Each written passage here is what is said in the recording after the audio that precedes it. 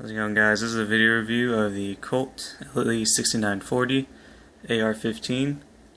This is the 2013 edition, and I thought I'd go ahead and make this review because no one else on YouTube seems to have a recent review of this, and I decided that it was about time the updated version gets its own dedicated review. So, to start off, I just want to let you guys know that this little flip to side mount right here, this little piece of metal, this doesn't come with the gun or the rail cover. Neither do the rail covers up here, so these two components do not actually come with the gun.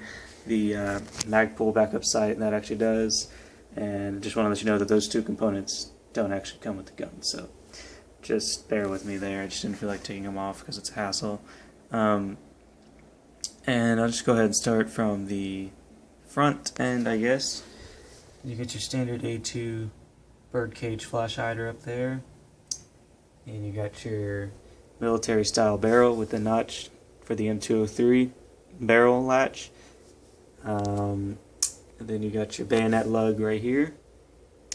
And then you got your flip down, I guess you can call it, front sight. So I'll get in closer to show you how this works on this new edition. It used to be you can just grab it and then flip it down, but they actually updated it for the 2013 edition. They actually added a detent right there. Okay, so what you do is you push down on that detent. It's kind of like a little textured latch. You just push down and then drop it back. Makes a real audible clink, so you know it's down, and it's really in there. Like, you have to use a lot of force to push it back up. One downside to note, though, is this entire piece is all metal. Okay. Why is that bad? Well, whenever you start shooting continuously, you'll notice the barrel starts to get hot, and you'll notice that the gas tube is right here, and with these two components get very hot, this entire assembly gets piping hot. So, unless you're wearing gloves at the range and you feel like flipping it down, it's going to be near impossible without burning your hand. So, if you are constantly flipping, wear gloves, is my point, because I learned the hard way. So that's just one thing to be aware of. Moving on here, you got your quad rail setup. They're all numbered. It's got that monolithic rail running the entirety of the upper receiver. And then you got, obviously you have the four rails over there. Interesting note to point out is you can see in there you got built-in heat shields against the rails. So I'm not sure if that comes standard with quad rail setups, but Colt decided to throw them in there. So those heat shields help out a lot. I remember I mag dumped about probably 2.5 mags of 5.56 downrange the other day. And yeah, the barrel got hot, started smoking a little bit, but the point is that the heat shields, do work very well. And these rail covers are really cheap, and they did the job. They've got maybe a little bit warm, but nothing uncomfortable at all after doing that rapid fire succession. So, plus for the heat shields, that's awesome. Moving on farther down, you will notice the trademarks have changed, from what I understand. Now it says M4 carbine instead of, I think it was Sporter, AR-15 Sporter, or M4 Sporter. Sounded kind of dumb before. Now it actually says M4 carbine, which is pretty awesome, I think. And you got N556, got your Colt logo, Colt Hartford, Connecticut. You got your standard trigger guard, standard A2 pistol grip. It's hollowed out. Not sure what the advantage is, probably to keep down weight or to access the screw inside of it. And then let's just go ahead and go up here and give you a close-up of the mag pull backup sight here. You can tell it's mag pull because it's got the little, you can zoom in on there, focus. Yeah, right there. Got the mag pull logo right there. And basically how this works, you just flip it down, gets out of your way. AOTEX will work fine with both of these things flipped down. You won't see anything in your sight picture, which is a plus, which is the main reason I bought it. And then to flip it back up, you just touch on that, and you're back in action. Really cool. Really nice. I was actually at a show the other day, and these retail for about $50. You know, $40–50. That's huge. Plus, in my opinion. So, worth it, is my point. You got your standard A2 charging handle. Nothing fancy. Moving on to the Delta Ring, the buffer tube assembly. Something to note that I know a lot of reviewers don't take time to talk about is Colt actually stakes their cap. Forget what it's called. The zoom in, autofocus. There you go. See, you can see it's properly staked. You see that metal indentation there? What that does is it pushes the metal from this end plate, I believe it's called, and it actually molds the metal into that gap so that your buffer tube ring doesn't get loose after repeated firing and the gun doesn't experience a total failure. So what that does is it pretty much ensures a semi-permanent design in terms of keeping this end plate in place, keeping this stock ring in place. So you can see it's threaded because it's made to come off eventually if you want to do aftermarket accessories, but it's up to you if you want to do it. I know I'm trying to install a 1-point sling attachment, but when I saw that it was staked, kind of thinking about not doing it anymore because I just don't have the resources or the tools to do that myself. So I'll probably just find a clip-on third-party one that'll just slide over real quick and clip on. So good thing to note. That's a positive for some people. It's negative for other people who are looking to customize it, but I think it's positive. I mean, Colt, obviously, this is a mil-spec rifle. This is what they issue guys in the field.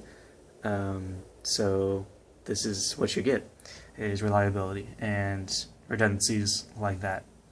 And moving on to the buffer tube itself, it comes with your standard 4-position retractable stock. To take it off, you just press down on the latch instead of pressing in, and then you just take it all off. Really simple to customize and take off. This actually reminds me of the sling points. You got one there, and there actually is a sling point right here. Obviously the rail cover is covering it, and this does come with 2 quick detach rail points in there. I don't think they're in there. I think I threw them in the rifle case, but it's interesting they gave you 2 instead of just 1, so you can actually put 1 here and then 1 there, or 1 here on the other side. Gives you, I think, 2 holes on either side, if I remember. I just don't use them because I plan on using a 1-point sling setup with a Magpul MS3, so it didn't really matter for me. But so I guess we can move in to tell you what this gun actually comes with in the box.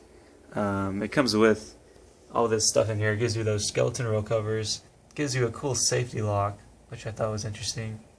It comes with a metal barrel brush. Comes with metal cleaning rods, instruction manual, and it comes with these 2 really crappy Colt 20-round mags. They're really old, really crappy, black followers. You know, I mean, they are Colt mags, I guess, but it's just, they look horrible. They look like they've been sitting in a warehouse for a long time, so I haven't even used them. What I have used are these, you know, mil-spec grain follower 30-round mags. Worked fine. Paid like $10 for them at a surplus store, and I was like, why not? And ran all 30 of them, no problem. And a PMag. The only thing I don't like about these PMags, a lot of people don't understand, or I didn't understand, so I'll just go ahead and overview it, is they are a lot longer than a regular 30-round mag. And I know it's got that little kind of image reflection deal, where you flip it and it looks like it's longer, but really, you put them on top, it is considerably longer. Hang on. There we go. Make it more level. You can see that. It's about half an inch longer. And it's just annoying. You'll get caught on crap like at a table or a bench. So, probably be the last time I buy a PMag. I'll be sticking with USGI because that's what's made to be run through these Colts. So, let's go ahead and move it over to the other side. Show you what's going on. Oh yeah, there was one more thing I want to tell you about. Was the safety selector. Okay, so you got your safety selector over here. All right, I'm sure you guys all know this, and it's supposed to tell you when you move it but there's no notch on here, which is kind of surprising given Colt's reputation. Okay, see, the thing actually moves. I guess they just forgot to put the little notch on there. Not a huge deal, but you know, something I thought I'd let you guys know about. Magazine release works fine. Forward assist. Haven't had yet to use it because this gun runs flawlessly. So, but it's there. Nice little detail. Yeah, I mean, everything works perfect in this gun. And then you got your takedown pins here and here. At first they were kind of stiff, very tight, but once you take them in and out 2 or 3 times, you can just go ahead and push them out. You don't even need a pointy object anymore. So, let's see right now. You can push them in already, see? Just like that. It's really easy to take it apart now. As far as I know, I think that's pretty much it for the 6940. It's a really good gun. Ran perfect at the range the other day. It's well worth the money, and I will probably most likely be updating a shooting video next weekend. So if there's anything you guys in particular want to see from this, I know I ran in particular the rounds were Private Partisan Serbian 5.56 just because they were the cheapest ones, and I was like, why not? It's cool, it'll eat anything, and it pretty much ate everything I gave at it. So ammo wise, anything that's brass commercial will run through this gun like a charm. Again, it'll run 223 and 5.56. Barrel's actually marked for 5.56. If I can find it. It's on that side. Right there it says 5.56. So this gun's actually calibered, you know, it's right there. I don't even know why I did that. It's calibered for 5.56 because it's a military style rifle. So that means it's interchangeable with 223 and 5.56 rounds. So another plus you get from Colt. That's about it, really. Value-wise, this is probably the perfect example, what I'm about to tell you, of why it's worth buying a Colt. This gun, I bought it 2 weeks ago for $1,200, and I looked at the price, I think, 2 days ago. Already it's worth $1,285. Now, why would the price spike? Well, one, demand's increasing always for these AR-15s. Two, you got that Ebola crap that's going on. People are freaking out. And then three, you got, you know, the ATF and Obama trying to crack down on high-capacity rifles. So, kind of a combination of factors that are just making this price, you know, go up and down. It's like a stock price. You know, this thing is an investment. Like, it's just insane how wild the price can go sometimes, and how the minor little things, like a little Ebola outbreak, will cause when it affects demand and stuff like that. So it's kind of interesting when you think about it. But another plus to why you should buy a Colt, because their value is always increasing, and it is a form of capital in my opinion. But again, 16-inch barrel, overall length collapsed I believe is 32 inches. Very compact, very wieldy, free floating barrel, forgot to mention that. And accuracy is awesome. You got this rail so you can put whatever optics you want and just take them on and off. Put a sniper scope on there if you want. Put a bipod on there if you want. Pick 15 on there if you want.